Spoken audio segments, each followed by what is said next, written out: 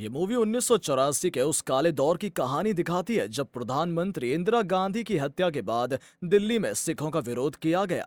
जब सिखों को सरेआम उनके गलों में टायर डालकर सड़कों पर जला दिया गया। इस मूवी में जोगी नाम के एक सिख नौजवान की कहानी दिखाई गई है। उस दौर में कैसे अनजान लोग अचानक से उसके और उसके परिवार के दुश्मन बन जाते हैं और कैसे वो अपने जैसे ही कुछ और लोगों की जान बचाने का जिम्मा उठाता है, जिसमें उसके बचपन के कुछ दोस्त भी उसका साथ देते हैं। लेकिन क्यों उसी के बचपन के दोस्त लाली उसे और उसके परिवार को जान से मारना चाहता है और वो कितने लोगों की जान बचाने में कामयाब रहता है, इन सभी सवालों के जवाब आपको इस वीडियो में मिलेंगे। तो कहानी के प्लॉट को ज्यादा रिवील न करते हुए शुरू करते हैं दिल दहला देने वाली सच्ची घटना पर बनी इस थ्रिलर मूवी की कहानी।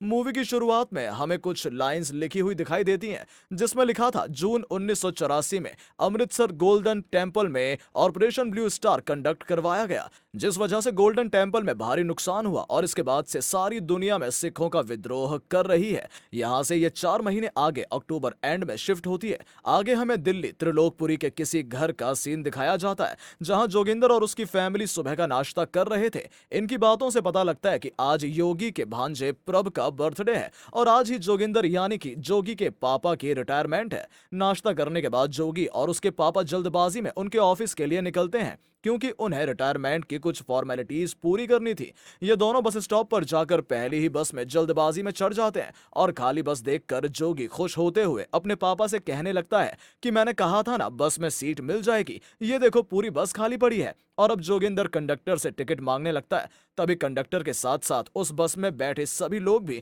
जोगी और उसके पापा को पीटने लगते हैं और उनका कसूर पूछने पर वो कहने लगते हैं कि तुम सिख हो ना, यही तुम्हारा कसूर है। सीन यहीं कट होता है और दूसरी तरफ हम जोगी के जीजा तेजिंदर को उसकी दुकान खोलते हुए देखते हैं कि तभी अचानक से कुछ लोग उसकी दुकान पर हमला करते हैं और देखते ही देखते वो लोग तेजिंदर को दुकान में बंद करके उसकी पूरी दुकान जला डालते हैं। इसके बाद एक न्यूज दिखाई जाती है जिसमें बताया जाता है कि इंडियन प्राइम मिनिस्टर के कत्ल के बाद दिल्ली के कई इलाकों में इंसिडेंट्स बढ़ने लगे हैं। आगे ऐसे ही अलग अलग जगहों पर लोगों को घरों, दुकानों और गाड़ियों को जलाते हुए कुछ लोग दिखाए जाते हैं। जोगी किसी तरह से अपने पापा को उस बस से निकालकर अपने घर की तरफ जाने लगता है, लेकिन रास्ते में उसे कुछ लोग सिखों पर हमला करते हुए दिखाई देते हैं और जब वो एक सिख को अपनी आंखों के सामने जिंदा जलाते हुए देखते हैं तो उसके पैरों के नीचे से जमीन खिसक जाती है।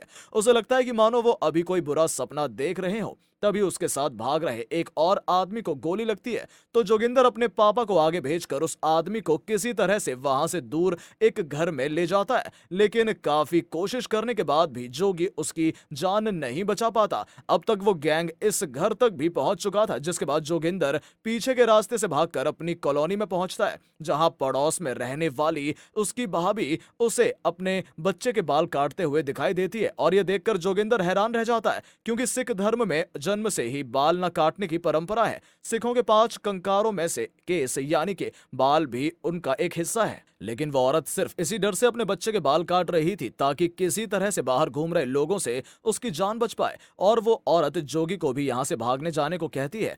और जब जोगी अपने घर पहुंचता है तब उसे पता लगता है कि उसके जीजा तेजिंदर को कुछ लोगों ने जिंदा जला डाला। इसके बाद त्रिलोकपुरी के थाने का सीन दिखाया जाता है, जहां दिल्ली का काउंसलर तेजपाल पुलिस और वहां बुलाए गए कुछ गुंडों को सिखों को मारने के लिए ऑर्डर देता है। मटन बिरयानी खाते हुए वो हर एक सिख की मौत के बदले में 1000 रुपए देने की बात करता है। इसके साथ ही वो उन लोगों को पेट्रोल और हथियार देने की भी बात करता है। दरअसल तेजपाल ये सब इसलिए कर रहा था ताकि आने वाले इलेक्शंस के लिए उसे टिकट मिल सके। सिर्फ इसलिए वो अपने ऊपर बैठे लोगों की बात मानकर सिखों का कत्लेआम करवा रहा था। इसके बाद तेजपाल पुलिस से उस एरिया की वोटिंग लिस्ट मंगवाता है, जिसमें उस हर एक इंसान के नाम को एस लिखकर मार्क किया गया था। उनमें से जो भी कोई सरदार था, यही हम रविंद्र नाम के एक इंस्पेक्टर को भी देखते हैं। तेजपाल के निकलने के तुरंत बाद रविंदर जोगी के घर पहुंचता है, लेकिन वहां उसे कोई भी दिखाई नहीं देता। इसके कुछ देर बाद रविंदर किसी तरह से जोगी को ढूंढते हुए गुरुद्वारे में पहुंचते हैं, जहां जोगी की फैमिली की ही तरह और भी सिख फैमिलीज छिपकर बैठी थी। क्योंकि रविंदर जोगी के बचपन का दोस्त है, इसलिए वो मदद करने के इरादे से यहाँ आया था। लेकिन आसपास के हालात देखकर जोगी डरते हुए गेट को खोलता है और उससे मिलने के बाद जोगी को रविंदर पर विश्वास होता है कि वो सिर्फ मदद करने के इरादे से ही यहाँ है। रविंदर उसे उसे बताता है कि पूरी दिल्ली जलने वाली है, इस वक्त पंजाब से सुरक्षित तुम्हारे लिए और कोई जगह नहीं है। इसके साथ ही रविंदर पुलिस जीप में उसे अपनी फैमिली को पंजाब छोड़ने की बात भी करता है, लेकिन जोगी सिर्फ अपनी फैमिली को ही नहीं बल्कि बाकी के सभी लोगों को भी बचाना चाहता था। जिसके बाद जोगी रविंदर के साथ पुलिस जीप में निकल जाता है और रास्ते में ही वो एक तालाब के पास अपने बाल भी काट लेता है ताकि वो बाकी लोगों को बचा सके। इसके बाद ये दोनों अपने तीसरे दोस्त कलीम के पास जाते हैं और उसे सारी बात समझाकर छिपे हुए सिखों को सही सलामत पंजाब बॉर्डर तक ले जाने का प्लान बनाते हैं।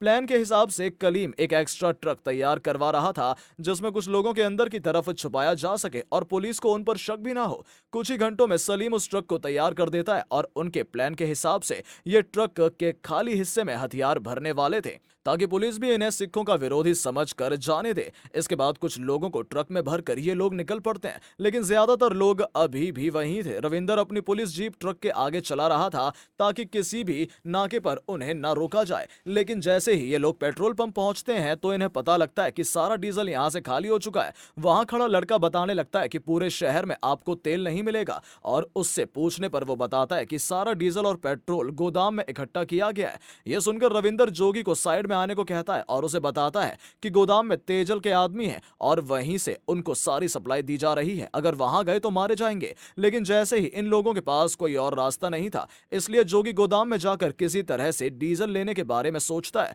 और ये दोनों सिखों से भरा ट्रक लेकर गोदाम में पहुंच जाते हैं। यहाँ ट्रक में बैठी एक औरत जोगी से एक गिलास दूध लाने की रिक्वेस्ट करती है क्योंकि उसका छोटा बच्चा सुबह से भूखा था। रविंदर और जोगी ये दिखाने की कोशिश करते हैं कि वो लोग सिखों को मारने के लिए हथियारों से भरा ट्रक लेकर घूम रहे हैं, लेकिन उनके पास डीजल की कमी है और उनकी बात सुनकर वहां खड़े लोग उन्हें डीजल से भरे ड्रम्स देने के लिए मान भी जाते हैं। लेकिन अब जोगी उससे एक गिलास दूध मांगता है तो उन्हें थोड़ा अजीब लगता है क्योंकि वो तो दारू पीने वाले लोग थे। तो जोगी बहाना बनाते हुए कहता है कि मुझे रात में चाय पीने की आदत है। जिसके बाद एक आदमी उसे दूध से भरी एक बोतल दे देता है। बड़ी ही सफाई से लोग यहाँ से निकल जाते हैं। दूसरी तरह लाली नाम का एक पुलिस ऑफिसर तेजपाल के पास पहुंचता है। वो तेजपाल को बताता है कि जोगिंदर नाम का लड़का रविंदर का दोस्त है और रविंदर उसके मोहल्ले के लोगों की मदद जरूर करेगा। रास्ते में जाते वक्त पहले ही नाके पर रविंदर को रोक लिया जाता है क्योंकि तेजपाल फोन पर रविंदर से कुछ बात करना चाहता था। तेजपाल रविंदर को ऑर्डर देता है कि गली नंबर 6 में जितने भी लोग हैं उन सबको मार डालो। जिसके बाद रविंदर और जोगी गली नंबर 6 में जाते हैं और पूरे मोहल्ले के घरों में आग लगा देते हैं।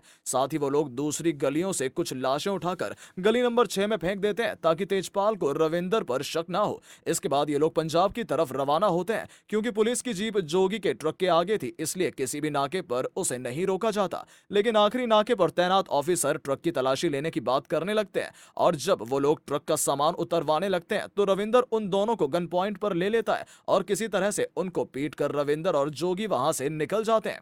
अब तक घायल ऑफिसर भी तेजपाल को फोन करके ट्रक के नंबर के बारे में बता देता है, लेकिन अभी भी तेजपाल को यह पता नहीं लगा था कि सिखों को भगाने वाला पुलिस ऑफिसर और कोई नहीं बल्कि रविंदर है। सुबह तक ये लोग पंजाब के मोहाली शहर तक पहुंच जाते हैं और ट्रक में मौजूद लोगों को पंजाब पुलिस के हवाले करने के बाद जोगी की जान में जान आती है। वापस लौटने से पहले जोगी की मां उसे याद दिलाती है कि अपनी बहन हीर को लाना मत भूलना। अगली सुबह तेजपाल रविंदर को मिलने के लिए बुलाता है। लाली की वजह से अब तक तेजपाल का शक यकीन में बदल चुका था। उसे समझ आ चुका था कि सिखों की मदद करने वाला पुलिस ऑफिसर और कोई नहीं बल्कि रविंदर ही है। लेकिन इसके बाद भी तेजपाल रविंदर को एक वार्निंग देकर छोड़ देता है। वो रविंदर के परिवार को जान से मारने की धमकी देता है। इसके साथ ही तेजपाल कहता है कि मुझे तुमसे कुछ नहीं चाहिए, बस तू मुझे उस जोगी की लाश लाकर दे दे। लाली की बातों से रविंदर को पता लगता है कि उन्हें ट्रक के बारे में पता लग चुका है। सीन यहीं कट होता है और कुछ देर बाद रविंदर वापस से तेजपाल के पास आता है और उसे बताता है कि मुझे अपने परिवार की जान प्यारी है। जोगी ने सारे सिखों को गुरुद्वारे में छिपा कर रखा है।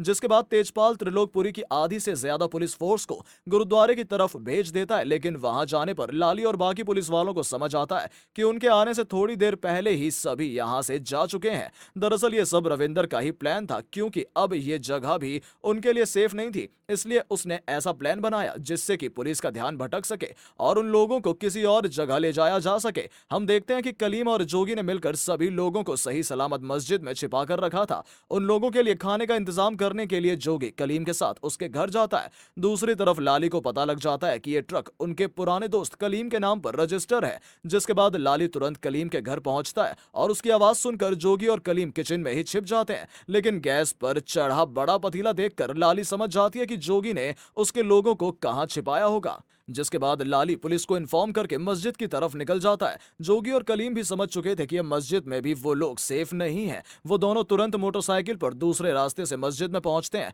और पुलिस के आने से पहले ही जोगी उन लोगों को भगाने लगता है, लेकिन अब तक पुलिस भी वहां पहुंच चुकी थी। पुलिस से छिपते छिपाते ये लोग एक घर में घुस जाते हैं, लेकिन इसी भाग दौड़ में इनका एक साथी पुलिस की गोली से घायल हो जाता है। दूसरी तरफ तेजपाल को उसके सीनियर से पता लगता है कि इंडियन आर्मी कभी भी इस शहर को अपने कंट्रोल में ले सकती है, इसलिए वो जल्द से जल्द और सिखों को मारकर अपना टारगेट पूरा करना चाहता था। कुलदीप और लाली की कमांड में तेजपाल पूरी पुलिस फोर्स गली नंबर 6 के लोगों को ढूंढने में लगा देते हैं। उन्हें ढूंढते हुए लाली उसी घर में घुस जाता है जहां वो सभी छिपे थे।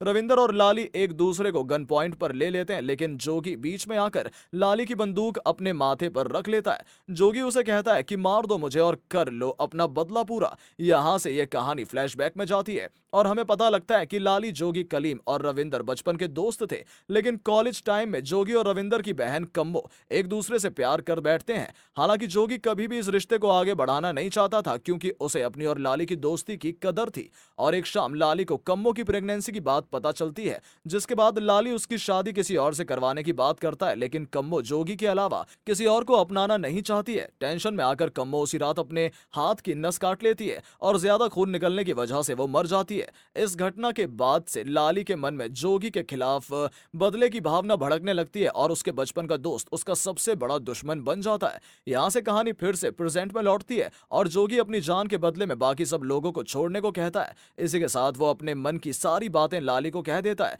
जिसके बाद लाली को एहसास होता है कि कहीं ना कहीं उसके ही अहंकार के चलते उसकी बहन की जान गई। जिसके बाद वो जोगी के माथे से अपना बंदूक हटा लेता है और रोते हुए वहां से निकल जाता है। जिसके बाद जोगी और रविंदर इन सभी को किसी और सेफ जगह छुपाने के बारे में सोचने लगते हैं। इसी दौरान जोगी के दिमाग में जेल का ख्याल आता है। उसे लग रहा था कि जेल से सुरक्षित इनके लिए और कोई जगह नहीं है। कलीम उसे दोबारा सोचने को कहता है, लेकिन रविंदर भी जोगी की इस बात से सहमत था, क्योंकि रविंदर एक इंस्पेक्टर था। इस वजह से उसे जेल के एक टनल वाले रास्ते के बारे में पता था, जो कि खेतों में बनी सुरंग से होकर जेल के अंदर जाता था। सभी लोगों को सही सलामत बेसमेंट में बनी जेल्स में छिपा दिया जाता है और उन्हें वहां लाने के बाद जोगी और रविंदर वापस से उसी घर में अपने घायल साथी की मदद करने के लिए जाते हैं, लेकिन तेजपाल के लोग पहले से वहां पहुंच चुके थे। इसके बाद तीनों को बंदी बनाकर जेल में ले जाया जाता है। बेसमेंट में छिपी जोगी की बहन और बाकी लोग भी ये सब देख पा रहे थे। जेल में तेजपाल इन तीनों को काफी टॉर्चर करता है और उनसे बाकी लोगों के बारे में पूछने लगता है, लेकिन काफी टॉर्चर करने के बाद भी जोगी और रविंदर उसे कुछ नहीं बताते, तो तेजपाल उनके घायल साथी को गोली मार डालता है। जिसके बाद जोगी गुस्से में तेजपाल को पीटने लगता है और इसी दौरान तेजपाल उस पर भी गोली चला देता है। यह देखकर उसकी बहन हीर की चीख निकल जाती है और उन्हें पता लग जाता है कि सभी लोगों को बेसमेंट में छिपाया गया है। और ये जानकर तेजपाल हंसने लगता है। वो तुरंत पेट्रोल लेकर अपने लोगों को अंदर जाने के लिए कहता है, जहां जोगी और रविंदर बेबस होकर ये सब देख रहे थे। चाहकर भी वो लोग कुछ नहीं कर पाते। हम देखते हैं कि तेजपाल के लोग उन पर पेट्रोल छिड़कना शुरू करते हैं, लेकिन समय रहते वहां इंडियन आर्मी के जवान पहुंच जाते हैं। आर्मी तुरंत पूरे जेल को अपने कंट्रोल में ले लेती है, जिसे देखकर जोगी को काफी सुकून पहुंचता है। आर्मी के साथ लाली को देखकर हम समझ पाते हैं उसी ने इंडियन आर्मी को इस लोकेशन के बारे में बताया था। सभी सिखों को सही सलामत जेल से बाहर निकाल लिया जाता है, लेकिन उनको शुरू से बचाने वाला जोगी अब इस दुनिया में नहीं रहता। मूवी के एंड में जोगी की बहन उसके सिर पर पगड़ी बांधती है और कलीम उसके हाथ में कड़ा पहनाता है और इसी सीन के